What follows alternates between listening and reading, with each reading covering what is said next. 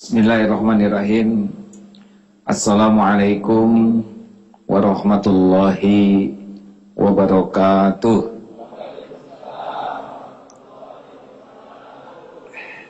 Alhamdulillahi rabbil alamin. Alhamdulillahilladzi khalaqal mauta wal hayata liyabluwakum ayyukum ahsanu amala wa huwal azizul ghafur. Allahumma salli ala Sayyidina Muhammad wa ala alihi wa ashabihi ajma'in. Mudah-mudahan persoalan apapun yang kita hadapi membuat kita semakin berkualitas, membuat kita semakin dekat dengan Allah, membuat kita semakin mulia. Karena hidup ini mustahil tanpa persoalan. Dan kalau dilihat dari depan, wajah-wajah hadirin ini jelas sekali. Wajah-wajah banyak masalah. Benar? Apakah Nabi Muhammad punya masalah? Sedikit atau banyak? Ringan atau berat? Sederhana atau rumit? Hasilnya hina atau mulia? Nah, jadi makin banyak masalah yang dihadapi, pintu kemuliaan semakin dekat. Yang ceramah ini kira-kira banyak masalahnya? Tahu dari mana saudara? Nah, ini salah satu masalah saudara adalah suka menyelidiki masalah orang lain. Dari SD ke SMP naik derajat oleh ujian sekelompok masalah terpilih. Saudara mau masuk bekerja di sini juga lewat seleksi dan ujian, benar? Kita dibesarkan oleh masalah, kita terangkat oleh masalah. Makanya dalam otak kita tuh kalau mendengar masalah tuh tidak boleh persepsinya beban. Masalah adalah sebuah aset bagi kemuliaan kita. Di rumah tangga pasti ada masalah, dengan anak masalah. Di kantor juga banyak masalah, dengan tetangga. Dan kita melihat masalah itu adalah aset yang kalau kita sikapi dengan tepat, kita akan naik derajatnya. Ingat baik-baik ya, bahwa masalah itu tidak ada yang bahaya. Persoalan itu tidak ada yang bahaya. Ini kata kuncinya. Waktu kita ujian, soal ujian itu tidak ada yang bahaya. Semua soal ujian sudah dibuat dan diukur cocok untuk kita. Orang tidak lulus itu bukan karena soal. Orang tidak lulus itu karena salah jawabannya. Nah, jadi soal tidak ada yang bahaya.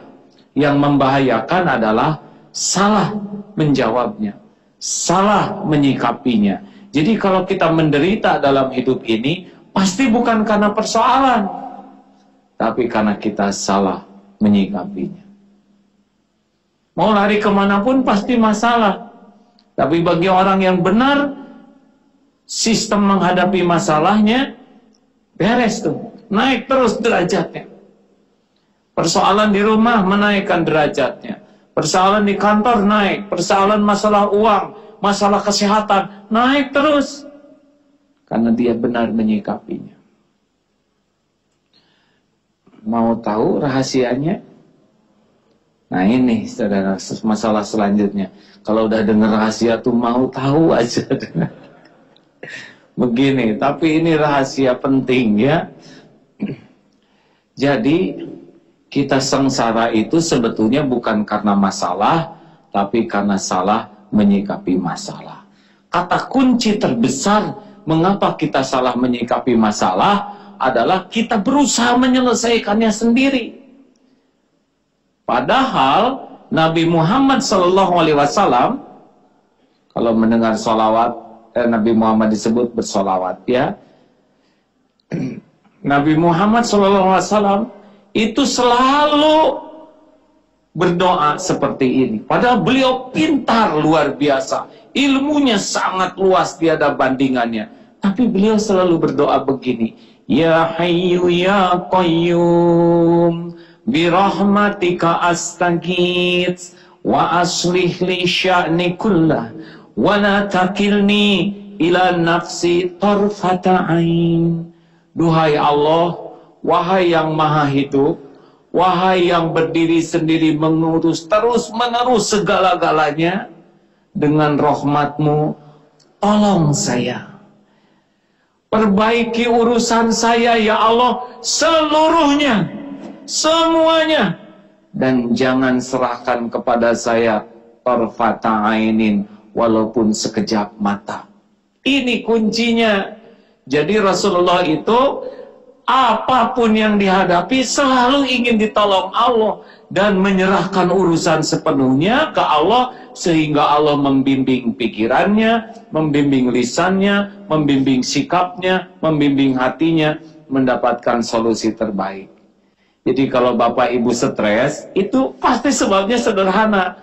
Kebanyakan mikir, sangat kurang zikir. Padahal kita ini bodoh. Udah bodoh, banyak mikir, kebayang. Bukan tidak boleh mikir. Mikir, jadi zikir.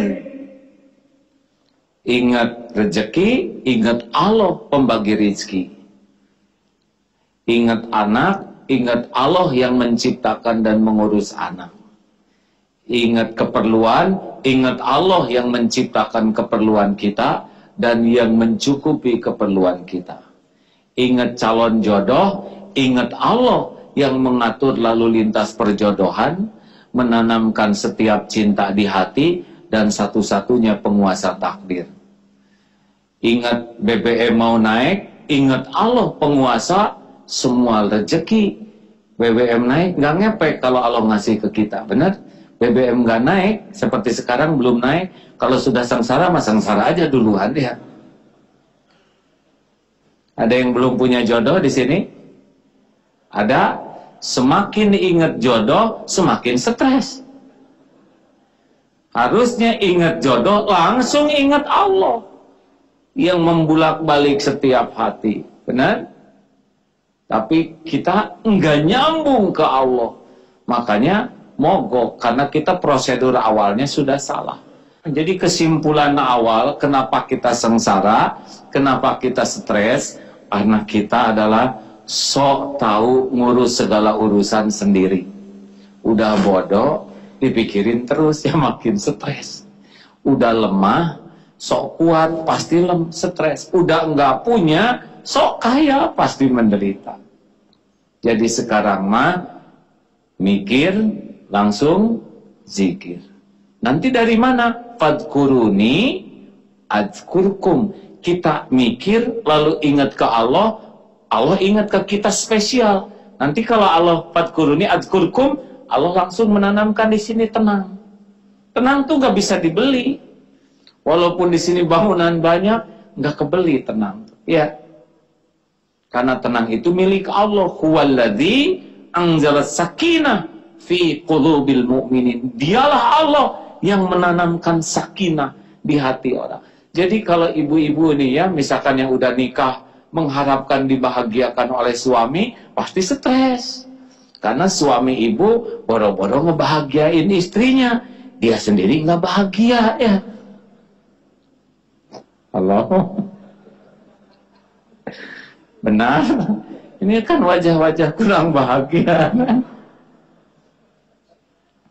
Jadi yang membuat kita nelang satu adalah kita megang persoalan, dipikirin sendiri, diolah sendiri, padahal Allah maha dekat, padahal Allah maha tahu, padahal Allah sudah siap menolong kita, salah sendiri. Sedangkan Rasulullah saja, wa aslih li sya'ni kullahu, wa la takilni ila nafsi tarfata ainin.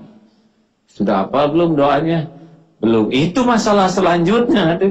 Inilah sebetulnya pembuka pintu pertolongan Allah. Tapi sejujurnya saya juga baru nyadar akhir-akhir ini ya. Sesudah menghadapi persoalan super pelik, nah oleh guru saya diajarin, ngapain mikirin persoalan capek-capek, pikirin bagaimana ditolong oleh Allah, pasti beres. Nah dikasihlah rumusnya. Kalau dalilnya saya kira sudah tahu ya. Surat At-Talaq ayat 2 dan 3. A'udzubillahi minasyaitonirrajim. Wa may yattaqillah yaj'al lahu makhrajan wa yarzuqhu min haitsu la yahtasib wa may yatawakkal 'ala Allah fahuwa hasbuh. Barang siapa yang dekat dengan Allah, maka baginya yaj'al lahu makhrajan. Ada aja jalannya. Wa yarzuqhu min haitsu la yahtasib. Nanti Allah bakal ngasih kejutan-kejutan yang nggak kepikir ada, yang nggak terduga datang. Pokoknya paling enak nih dikasih kejutan. Utang nggak akan kebayar nih, tiba-tiba yang ngutangin datang. Sudah bosan saya nagih kamu. Halal mulai hari ini. Daripada saya pusing rezeki yang tidak diduga-duga. Calon mertua yang nolak-nolak tiba-tiba, entah kenapa tadi malam saya ingat terus sama kamu, ah? Dah, kamu nikah aja sama tetangga, gitu ya.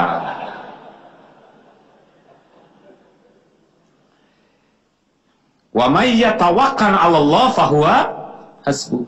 Barang siapa yang hatinya hakul yakin ke Allah, keyakinan itu penjamin kecukupan. Wah, kalau tawakal nggak ikhtiar. Tawakal itu puncaknya ikhtiar. Karena orang yang hatinya yakin ke Allah, Allah sudah janji, ana 'inda dzanni 'abdi bi. Aku sesuai prasangka hambamu. Kita yakin ke Allah, Allah nolong. Makanya orang yang tawakal itu pasti cukup.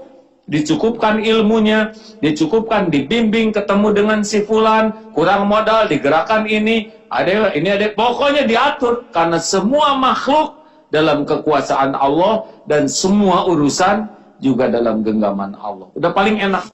Pokoknya kalau Allah ngatur. Ini ada sebuah cerita. Kan ini baru pulang haji. Tidak nyangka nih.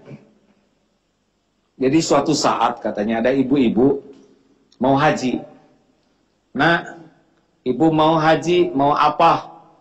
Anaknya 3. Ibu, saya mau kurban aja.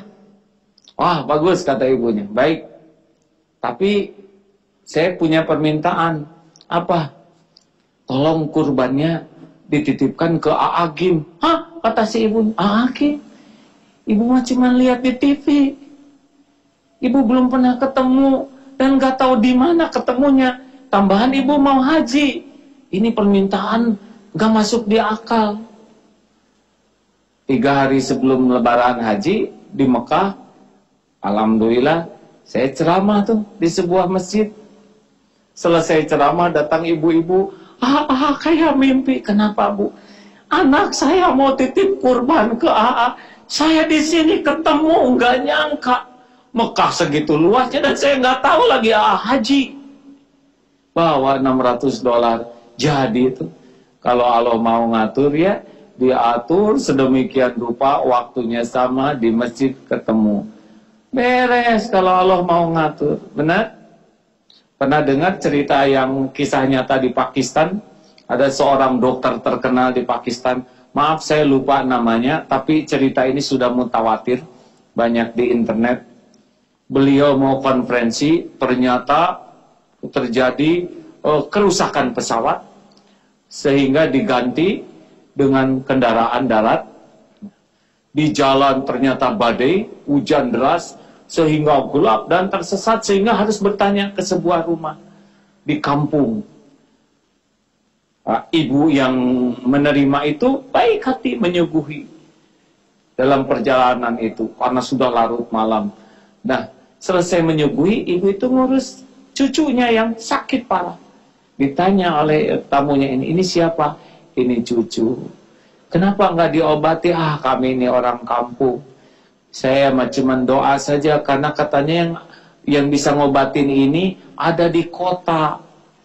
Dan kami tidak sanggup ke kota, hanya bisa doa saja, semoga Allah ngatur menyembuhkan. Siapa nama dokter itu? Disebutlah dokter Fulan. Kaget sekali, karena itulah beliau. Ya Allah, sambil bercucur air mata, demi engkau mengatur doa ibu ini terkabul, pesawat dibikin rusak, udara dibikin badai, saya dibikin tersesat, supaya ketemu dengan takdir ini. Dan ini sangat mudah bagi Allah.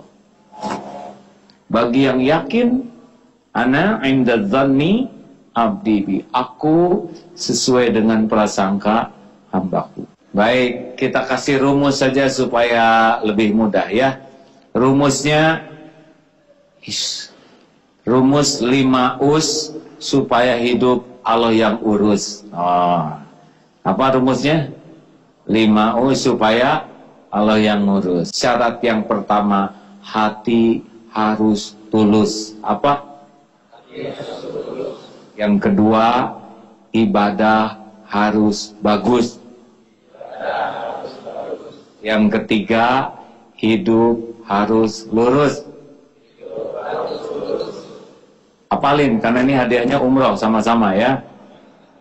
4, ikhtiar harus serius. Dan yang kelima, tobat terus menerus. Ya, siapa yang hafal hadiahnya umroh? Sama-sama ketemuan di depan Masjidil Haram. Ayo. Ya, ke sana masing-masing hadirin. Umrohnya yang sama-sama. Tapi siapa tahu ada takdirnya ya. Satu apa? Hati harus tulus. Yang kedua, ibadah harus bagus. Yang ketiga, hidupnya harus lurus. Yang keempat, ikhtiar harus serius. Yang kelima, 1, kenapa hati harus tulus? Karena Allah sendiri yang menjanjikan bahwa tidak ada amal yang diterima selain yang tulus ikhlas. Ikhlas sih bahasanya, tapi supaya ujungnya us, jadi tulus. A'udzubillahi minasyaitonirrajim. Wa ma umiru illa liya'budullaha mukhlishina lahuddina hunafa'al ayat. Jadi Allah tidak memerintahkan kita. Kalau kita mau ditolong oleh Allah, ya karena Allah dong. Seperti apa sih orang yang hatinya tulus? Minimal seperti matahari. Hanya memberi. Jadi mirip PAUD begini adanya. Hanya memberi, tak harap kembali. Ini kuncinya. Jadi fokus orang yang ikhlas itu adalah mengumpulkan segala potensi untuk melakukan yang terbaik lillahi ta'ala wa kafa billahi syahida. Cukup Allah jadi saksi.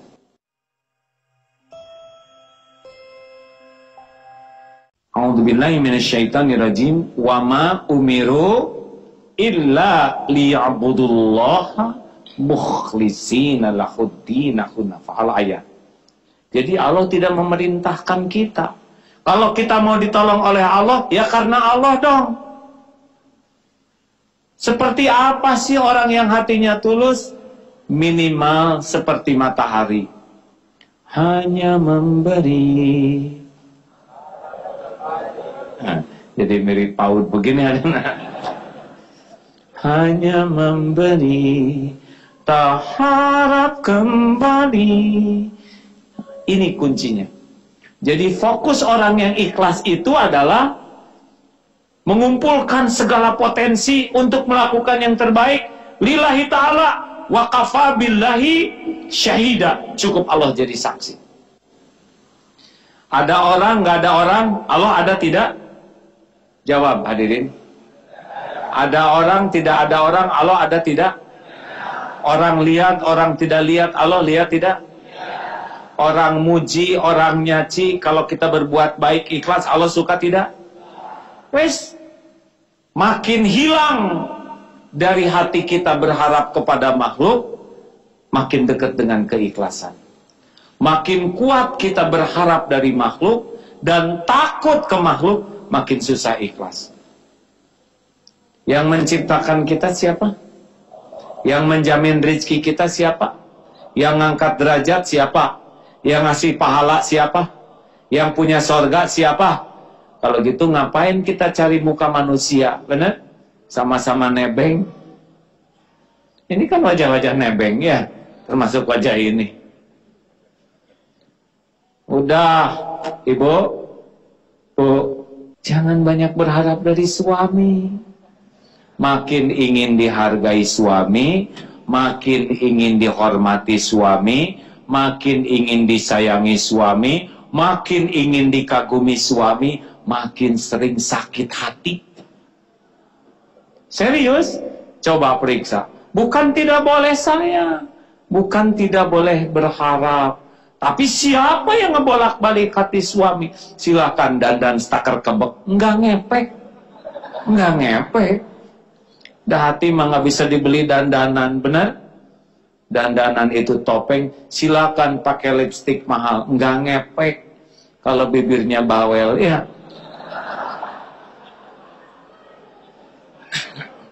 Ini asli hadirin. Pernah ada kisah seorang ibu-ibu di rumahnya tuh dandan rapi, seneng beres-beres, sehingga tetangga tuh kagum. Ibu tuh di rumah tuh rapi, dandan, beres. Padahal kan suami ibu tunanetra. Suami ibu nggak pernah lihat. Memang suami saya tidak pernah lihat penampilan saya, tidak pernah lihat keadaan rumah. Tapi kan Allah Tuhan saya selalu melihat saya. Suami saya itu bukan segala-galanya bagi saya. Suami saya hanyalah ladang amal bagi saya. Suami saya tidak punya pahala, dan yang ngebagiin pahala adalah Allah. Suami saya bukan pemberi rizki, suami saya pemakan rizki. Yang memberi rizki Allah. Suami saya nggak punya sorga, paling berharap sorga. Mau apa saya berharap banyak dari yang tidak punya apa-apa? Saya berharap cuma dari Allah. Allah ngebalikin hati suaminya, sayang, hormat. Dan kita mah nggak bisa ngebulak-balik hati, benar? Siapa karyawan yang paling menderita, yang paling menuhankan atasannya? Tiap ada atasan, rajin, tapi nggak ada atasan. Namanya karyawan penjilat seperti itu. Yang suka menonjol-nonjolkan diri kalau ada atasan tuh namanya karyawan ambeien. Harus dioperasi. Udahlah, atasan juga sama-sama nebeng, betul tidak? Kita hormat atasan bukan cari muka, karena menghormat orang ibadah, titik. Jelas? Ini kalau ada klien baik, kalau kliennya nggak jadi jengkel, itu nggak ikhlas. Kalau mau baik-baik aja, nggak usah beda-beda. Jadi nggak jadi mah Allah yang ngatur. Tapi baik jadi amal, itu urusan kita. Jangan suka bunglon, ya, munafik namanya. Kalau dia kira-kira bakal mendatangkan sesuatu baik, giliran nggak, munafik. Atasan datang, atasan, munafik. Ada yang begitu di sini? Kalau nyebut banyak dia nyari teman. Harus yakin nih, manusia itu cuman la haula wala quwata illa billah. Apa artinya? Tiada daya, tiada kekuatan tanpa dari Allah. Ini bergabung semua yang hadir ini. Dengar ya. Mau ngasih kepada saya 1 rupiah saja. Tapi Allah yang maha mendengar, yang maha kuasa, tidak mengizinkan saya dapat rezeki. Sampai tidak kepada saya. Jawab. Semuanya jawab. Mau ngasih nasi 1 aja, tapi Allah tidak menghendaki, sampai tidak. Walaupun saudara ingin, tapi Allah nggak menghendaki, sampai tidak. Jawab. Pasti tidak. Kalau Allah tidak menghendaki, nggak kejadian. Walaupun bos mau nanda tangan, tapi Allah tidak menghendaki, hilang tuh pulpennya.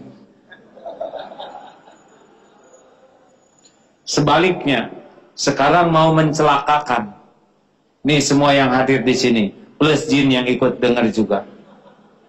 Mau mencelakakan, tapi Allah tidak menghendaki saya celaka. Celaka tidak? Jawab. Yakin? Yakin? Tes sekarang. Ayo lempar, saya pakai apa aja. Nih mikrofon, handphone. Pukul, dengkek, tendang, bebas. Ayo. Tuh kan kalau Allah tidak menghendaki nggak kejadian. Allah tidak menghendaki tidak berarti secara ajaib dilempar cium, cium, enggak. Hukum alam tetap terjadi. Tapi kalau Allah tidak menghendaki gampang banget, dibalikin aja hati saudara. Tidak ada satupun yang mau ngelempar. Ya, kan setiap hati dibulak-balik oleh Allah. Nggak mau aja, ada yang udah megang-megang barisannya kan. Tapi langsung terlintas di hatinya, kualat, kualat, kualat. Jadi nggak jadi. Makanya lah nggak ada gunanya cari muka ke orang, cari perhatian, biasa-biasa aja lah. Ya, setuju? Lakukan aja yang terbaik, nggak akan kemana-mana. Rezeki nggak usah keluar dari kantor ini semua. Kalau Allah suka sama kita, anak dibikin kasih beasiswa, dibikin sehat, semua tetangga sakit, kecuali keluarga dia, ya. Tiba-tiba datang itu, ini saya nih, motor kebanyakan, saudara mau nggak nih? Ya ada aja. Kalau Allah mau, gampang banget. Semua urusan milik dia, benar? Kita nggak yakin sih sama Allah, jadi aja stres. Dan kita bersandarnya sama yang sama-sama miskin, itu stres banget ya. Udah bodoh bersama sama yang blow on, pusing. Benar? Dah, mulai sekarang lillahi ta'ala aja, nggak akan kemana-mana kok. Mungkinkah pahala tertukar? Mungkinkah pahala tertukar? Mungkinkah ada yang luput dari pengetahuan Allah? Mungkinkah ada balasan yang meleset? Mungkinkah? Nggak mungkin. Apa yang untuk saya pasti ketemu.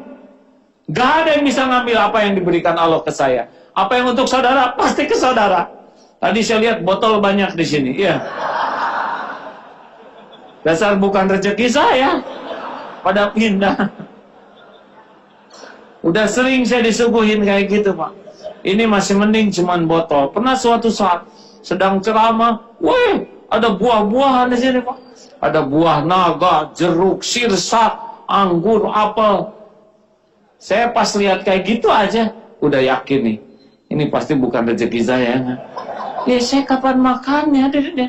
Masa lagi ceramah makan buah naga, ngupas. Selesai ceramah, salaman pulang. Panitia lagi, panitia apa-apa.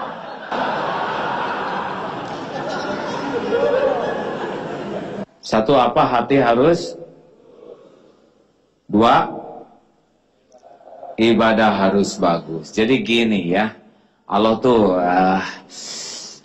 nggak perlulah model-model kita kayak gini ya nggak? Ya model kita yang nggak jelas kayak gini ya. Pantasnya kan model kita kalau misalkan Allah apa tuh mudah tersinggung, model-model kita kan pantasnya disambar petir ya. Loh, apa yang mau diandelin model kita gini? Hidup nggak jelas kayak gini, sholat nggak khusyuk, ngaji nggak bisa, sedekah pelit, tukang maksiat, banyak dosa, benar? Kan pantasnya disambar petir ya. Tapi Allah maha baik, walaupun dia menyaksikan kita ini udah blow on, culun, ngaco, tetap ya dicukupin rezekinya.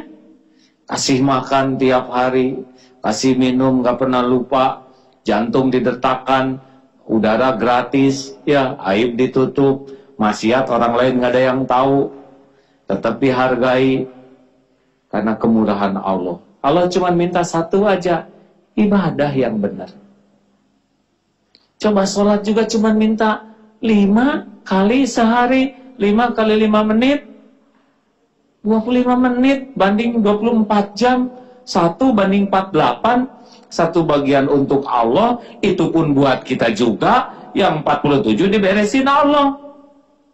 Tapi dasar kita mah cari penyakit, yang itu 5 menit aja, udah jelas kalau nggak khusus ya.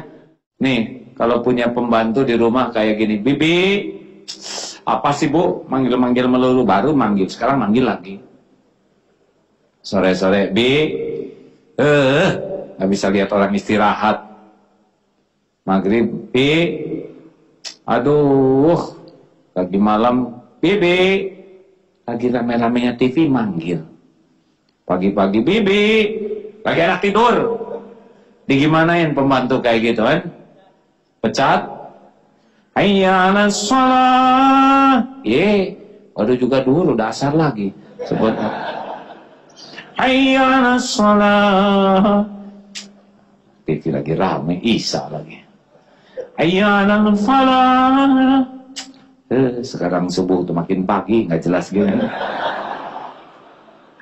Bagusnya digimanain tuh yang kayak gitu, Mas? Bagaimana, Mas? Nggak berani buat dipecat. Teman-teman, ibadah tuh buat kita. Allah mah nggak perlu apa-apa. Mau sholat, mau nggak sholat, sok aja lah. Yang menderita juga dirinya sendiri, betul? Mau maksiat takar kebok, lakukan aja. Dan pasti yang apes juga dirinya sendiri. Makanya kalau orang nggak mau ibadah, dia tuh lagi ngerugikan dirinya sendiri. Karena ibadah tuh kunci ketenangan, kunci kemudahan urusan. Jadi ngaco aja kita tuh nggak mau ngebuka yang kita butuhkan. Allah tuh nggak perlu sholat kita, nggak perlu sedekah kita. Semua ibadah itu buat kita sepenuhnya. Kita mati semua juga Allah mah nggak rugi. Dunia ini nggak ada apa-apanya. Dunia banding matahari itu 1,3 juta dunia jadi segede matahari. Matahari ini di galaksi Bima Sakti itu nothing, gak ada apa-apanya. Ada salah satu bintang yang ukurannya 11,16 triliun bumi, itu satu bintang. Gak ada apa-apanya. Siapa kita? Petantang-petenteng sebentar kayak gini. Kita dikasih sesak napas aja udah benar. Udah gitu nggak mau ibadah lah, terserah lah. Semua perintah ibadah mutlak untuk kebaikan kita. Ketenangan, kenyamanan, ampunan, terkabulnya doa. Makanya kalau saudara ibadahnya nggak serius, ya rasain aja sendiri ya. Kita kok yang menyiksa diri. Jangan suka ditelat-telat, hadirin. Telat makan obat aja nggak sembuh-sembuh. Kunci, mau diceklekinya telat, pasti nggak kebuka. Sholat tepat waktu itu adalah pembuka. As-sholatu ala waktiha, itu pembuka. Coba gini tiap waktu. Di pesantren kami semua perusahaan, semua toko, TV segala 10 menit tutup. Sholat. Nanti gimana dong pembeli? Pembeli juga hamba Allah, ajak sholat ya. Beres tuh. Nggak berkurang. Supermarket kita dikepung oleh supermarket yang lain. Yang waralaba itu nggak berkurang. Allah yang ngebagiin rezeki. Benar? Benar? Jangan ditelat-telat sholat, hadirin. Bisa keburu disolatin. Saya lihat wajah-wajah ini, wajah-wajah bekal meninggal nih. Acungkan tangan yang yakin panjang umur. Nggak ada. 10 tahun ke depan masih hidup yang yakin, ada? Nggak. Tahun depan yang yakin masih hidup. Tuh nggak ada yang ngacung ya. Jangan ditelat-telat. Siapa tahu mati sebelum sholat. Ya. Jaga wudhu, ada waktu sholat. Dunia nggak ada apa-apanya.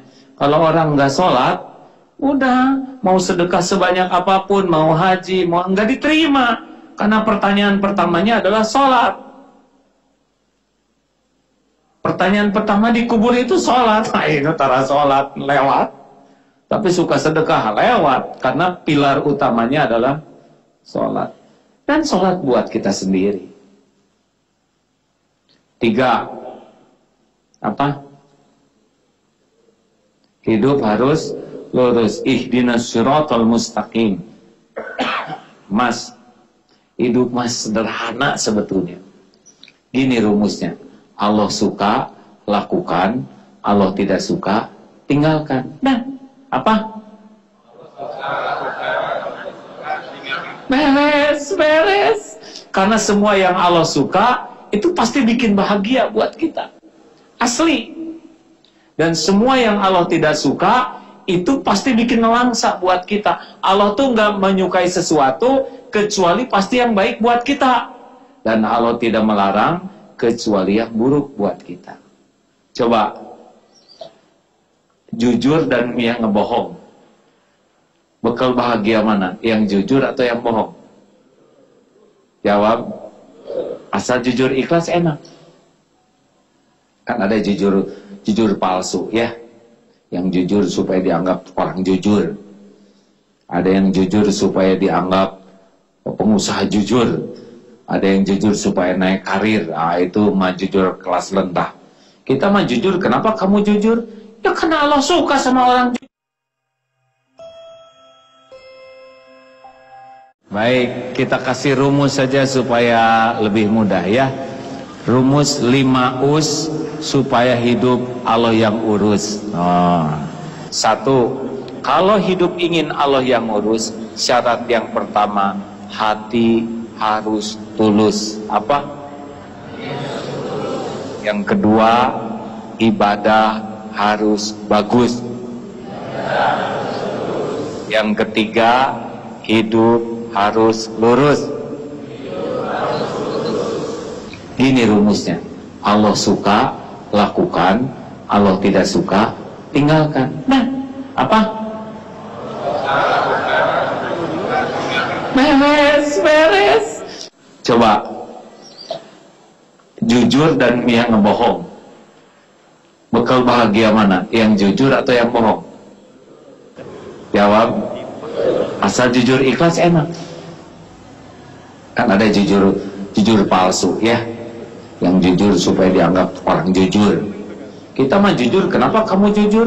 Ya karena Allah suka sama orang jujur. Habis.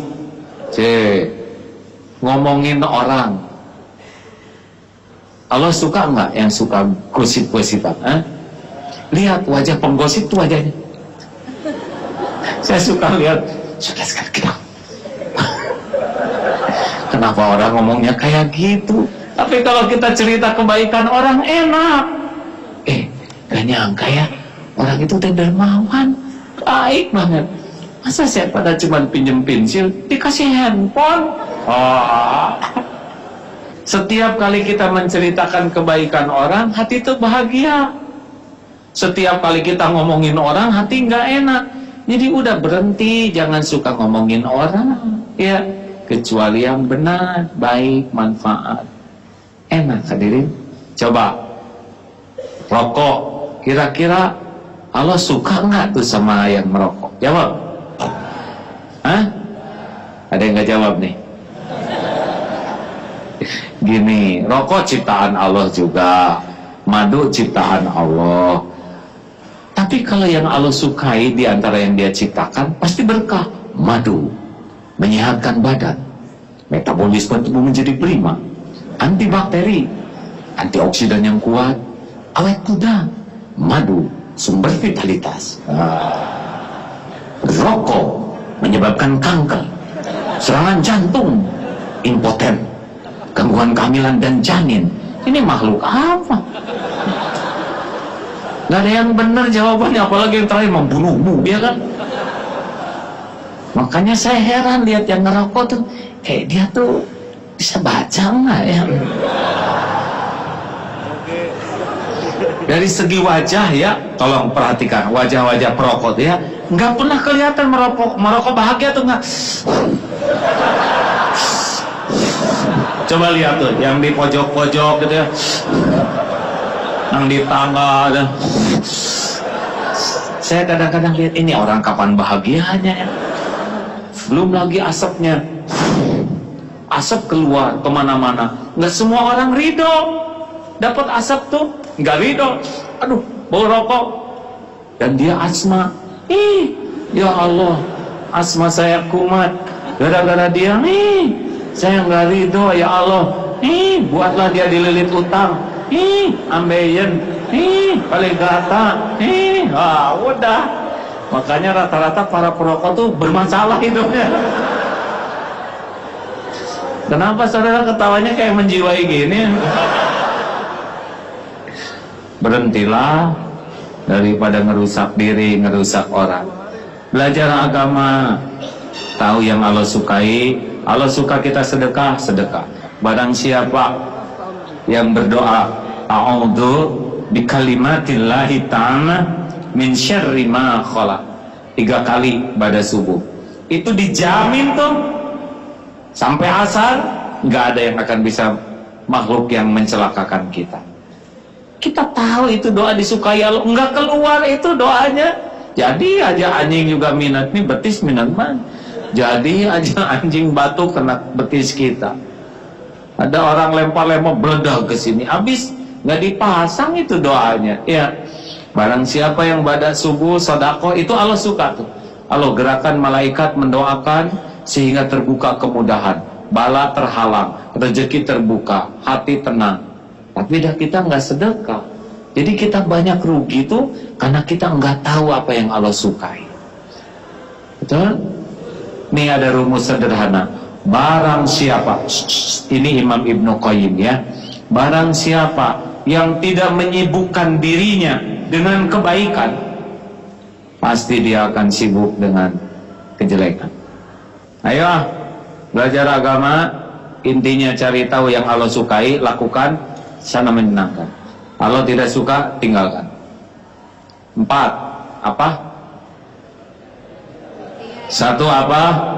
Hati harus tulus. 2, ibadah harus bagus. 3, hidupnya harus lempeng-lempeng aja, jujur. Itu koruptor itu nggak ada cerita tenang tuh, nggak bisa, nggak bisa. Udah namanya nggak jujur tuh pasti dicabut ketenangan oleh Allah. Pokoknya kalau orang maksiat minimal 2 yang terjadi. 1, hatinya tidak akan tenang. Yang kedua, dia takut ketahuan orang. Nah, jujur aja lah. Dimarah karena jujur lebih bagus daripada dipuji karena nggak jujur. Oh, stres. Biasa-biasa aja hidup mah. Akhwat, ini jangan suka lebay ya. Bikin pic di BBM, di WhatsApp, di itu nggak usah dibagus-bagusin. Apa adanya. Kita mah kalau mau dipotret tuh didempul habis-habisan, diarsir, dipotret, pakai apa yang mix pic itu ya, yang jadi mulus sekali. Wah, udah gitu digedein di rumah. Terus datang tamu, itu potret siapa mbak? Saya. Hah, kok beda? Tuh kan gak enak. Udahlah, hidupnya biasa-biasa aja. Setuju? Lakukan yang terbaik, perbaiki diri, lakukan yang terbaik. Lillahi ta'ala, dah makan kemana-mana kok. Lempeng-lempeng aja. Walaupun orang aja gak mau, karena pasti setiap kali melakukan kemaksiatan, dosa, udah pasti kita yang rugi. Udah pasti itu. Gak ada bahagia, gak ada tenangnya. Lempeng aja, bakal ketemu kok dengan takdir kita kalau kita baik-baik aja. 4, ikhtiar harus serius. Ini penting nih. Jadi yang namanya tawakal itu bukan meninggalkan ikhtiar. Tawakal itu menyempurnakan ikhtiar. Waktu perang Uhud, Rasulullah tuh baju besinya 2 lapis. Padahal Rasul yakin nyawa tuh nggak pernah ketukar. Perkara udah pakai segala terus mati, itu mah beda masalah. Nah, bagi kita kesempurnaan ikhtiar adalah amal soleh. Siti Hajar ditinggalkan oleh suaminya Nabi Ibrahim di lembah Beka. Aku yakin ini suami saya Nabi, nggak mungkin sembarangan ninggalin saya di sini. Allah nggak mungkin nyuruh yang sembarangan. Beliau yakin, tapi beliau lari sofa. Lari lagi Marwah, 425 meter tuh jaraknya, hampir setengah kilo. Berapa kali? 7 kali. Barulah sesudah itu Allah mengeluarkan air Zam-Zam. Nah, masalah kapan pertolongannya Allah itu mah urusan Allah. Masalah yakin dan sempurna ikhtiar itu adalah amal soleh kita. Jelas? Nah hadirin, sempurnakan ikhtiar ya. Kerja yang bagus, bukan supaya gaji bagus, supaya amal soleh. Datang disiplin tepat waktu. Kenapa sih kamu disiplin banget? Pengen jadi karyawan teladan? Itu mah perkara cuman kertas ya. Saya mah pengen Allah ridho aja sama saya.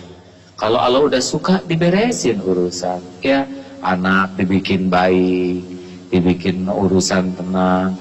Kita punya rumahnya kecil, tapi nggak pengen rumah besar. Kan banyak yang rumahnya kecil, pengen rumah besar. Atau kayak peti aja tuh rumah. Itu teh siksaan sendiri hadirin. Tapi ada orang yang oleh Allah dibuat hatinya tuh puas. Enak aja dengan apa yang sudah ada. Dan nanti pada waktu perlu ada. Jadi jangan suka ngatur, Allah lah atur diri supaya tawakalnya sempurna, ikhtiarnya juga sempurna. Walladzina jahadu fina lanahdiyannahum subulana. Dan orang yang sungguh-sungguh fight dalam hidup ini, berjuang, bersungguh-sungguh di jalan yang Allah sukai, pasti Allah lebih bersungguh-sungguh lagi menunjukkan jalan-jalannya. Jadi masalah kita ini kurang sungguh-sungguh menyempurnakan ikhtiar. Terakhir, tobat terus-menerus. Kenapa tobat terus-menerus? Niat salah diperbaiki oleh tobat. Kita kan pasti bengkok-bengkok niatnya. Ibadahnya ngaco, nggak husu, telat, diperbaiki oleh tobat.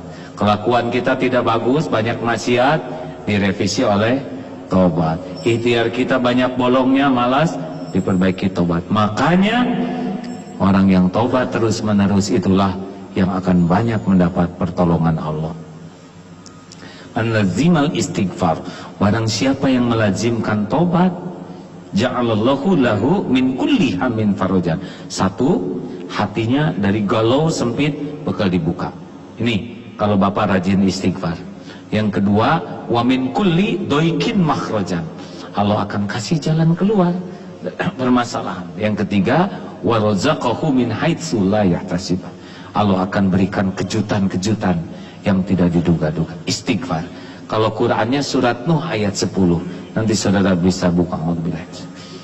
Faqultu astaghfiru rabbakum innahu kana ghaffara. Dikatakan kepadanya, ayo istighfar, perbanyak istighfar kepada Allah yang Maha Pengampun. Yursilis sama alaihim midrara, alaikum midrara. Lalu Allah akan mendatangkan hujan yang lebat, mendatangkan harta, anak-anak. Allah mendatangkan kebun-kebun, mengaruniakan kebun-kebun dan sungai-sungai. Artinya Allah akan membuka begitu banyak karunia bagi orang yang tobat. Innallaha yuhibbut tawwabina wa yuhibbul mutatahhirin.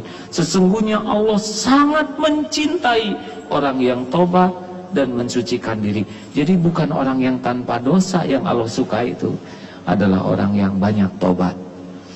Nah, kalau dilihat dari wajah-wajahnya, acungkan tangan yang tidak punya dosa sama sekali. Gak ada yang ngacung. Acungkan tangan yang merasa dosanya sedikit. Tidak ada yang ngacung. Yang sedang masih bertahan, tidak ada yang ngacung sama sekali nih. Acungkan tangan yang merasa banyak dosa. Oh, ada yang tidak ngacung, kenapa? Karena saya banyak sekali dosanya. Nah, banyak dosa ibaratnya seperti mobil yang kacanya kotor. Bagaimana bisa tenang nyupir di mobil yang kacanya kotor? Pasti gelisah terus, benar? Bagaimana bisa lihat jalan kalau kacanya kotor? Mana yang harus kita pikirkan? Sibuk mikirin jalan atau ngebersihin kaca? Kalau kaca bersih tenang tidak? Kalau kaca bersih jalan kelihatan tidak? Ah, itulah. Kalau kita banyak tobat, udah, hati tenang, rezeki itu kelihatan, solusi itu kelihatan seperti nyetir dengan kaca mobil yang bersih. Makanya kalau bapak ibu merasa galau, gelisah, nggak enak, tertekan, ruwet, tobat. Bapak diterima kerja di sini bukan karena pinter, bukan karena soleh. Kita di sini tuh karena satu aja, Allah masih nutupin aib dan dosa kita. Benar? Sama. Kenapa Agim sekarang diundang ke sini, didengar oleh saudara-saudara? Cuma satu sebabnya, karena Allah yang Maha tahu segalanya, Maha baik, masih nutupin dosa saya, aib, masa lalu, kejelekan, kekurangan saya. Saudara nggak tahu, Allah tahu. Makanya nggak usah bangga dihormatin orang, karena orang tuh nggak tahu. Dan tidak usah sakit hati kalau dihina orang, karena penghinaan orang kepada kita lebih sederhana dibanding kehinaan kita yang sesungguhnya. Jauh lebih hina dibanding apa yang dihinakan orang. Benar? Makanya tobatlah obatnya. Allahumma salli ala Muhammadin wa ala alihi wa ashabihi ajma'in. Alhamdulillahirabbil alamin. Ya Allah, la haula wa la quwata illa billah. Duhai Allah yang maha tahu segalanya, wahai yang maha menyaksikan segala-galanya, wahai yang maha melihat apapun yang kami lakukan, ampuni kami ya Allah. Ampuni sebusuk apapun dosa-dosa yang kami lakukan. Ampuni ya Allah sekelam apapun kehidupan yang pernah kami jalani. Ampuni ya Allah sekotor apapun masa lalu kami, sekotor apapun dosa yang dilakukan tubuh ini. Ampuni dosa yang sembunyi-sembunyi, ampuni dosa yang terang-terangan kami lakukan, ampuni dosa yang berulang-ulang ya Allah, padahal kami tahu itu dosa. Ya Allah, kuatkan diri kami untuk bisa menghindari maksiat. Kuatkan iman kami ya Allah agar bisa menjauhi dosa. Jangan biarkan nafsu membuat kami terjerumus. Jangan biarkan syahwat membuat kami berkelimang maksiat. Jangan biarkan amarah membuat kami menjadi makhluk zalim. Jangan biarkan duniawi ini menyilaukan, menipu dan memperbudak sepanjang hidup kami ya Allah. Wahai Allah, kuatkan iman kami ya Karim. Berikan kepada kami hati yang hakul yakin padamu. Karuniakan kepada kami nikmatnya ikhlas, nikmatnya ibadah. Karuniakan kepada kami nikmatnya akhlakul karimah. Tuntun agar bisa sempurna ikhtiar kami ya Allah. Wahai Allah, putuskan harapan kami dari siapapun selain hanya berharap darimu. Cabut rasa takut kami terhadap apapun siapapun selain takut jauh darimu, takut engkau tidak ridho kepada kami. Ya Allah, jadikanlah setiap persoalan yang engkau takdirkan harus kami hadapi membuat kami semakin dekat denganmu, membuat kami semakin dicintai olehmu, membuat kami semakin diridhoi olehmu. Allahumma rabbana atina min ladunka rahmah wa hayyi lana min amrina rasyada. Rabbana atina fid dunya hasanah wa fil akhirati hasanah wa qina adzabannar. Subhana rabbika rabbil izzati amma yasifun, wassalamun alal mursalin, walhamdulillahi rabbil alamin. Terima kasih hadirin sekalian, mudah-mudahan ada manfaatnya. Selamat menikmati, menafakuri hidup ini. Cuman sebentar di dunia, tidak ada yang dibawa selain amal-amal kita. Jangan sibuk ngurusin urusan tanpa pertolongan Allah, pasti tidak berdaya. Ya Hayyu ya Qayyum bi rahmatika astaghits wa aslih li sya'ni kullah wa la takilni ila nafsi tarfata ainin. Assalamualaikum warahmatullahi wabarakatuh.